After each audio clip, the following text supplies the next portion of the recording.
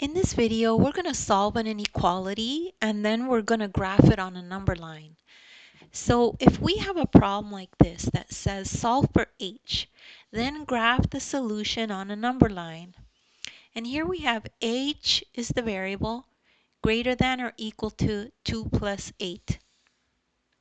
So first step, to solve for a variable, use inverse operations to undo the operations in the equation.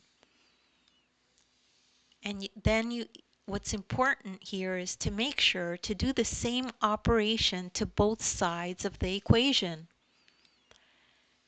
So step 2. In this inequality, the variable h is already alone on the left side. Now you just simplify the right side of the inequality. So we know 8 plus 2 is 10. So h has to be greater than or equal to 10. So now we could plot this on our number line. So here's the graph. Let's graph it. And let's look for 10. 10 has to be greater than or equal to, h has to be greater than or equal to 10.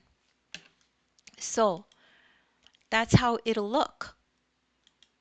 And when a circle is filled in, that means it satisfies the equal component of this inequality.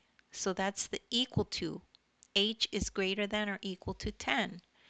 So the numbers are getting bigger, so that means greater than. So this line satisfies H is greater than or equal to 10.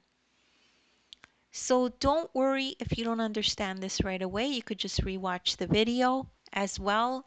Check out the description. There's other videos of mine. There's links there with other videos that you could watch that are related to this as well. You could download the ebook. In the ebook, you could follow along this lesson exactly as you watch the video. This lesson is in the ebook. So please make sure to like and subscribe, and thank you so much for listening.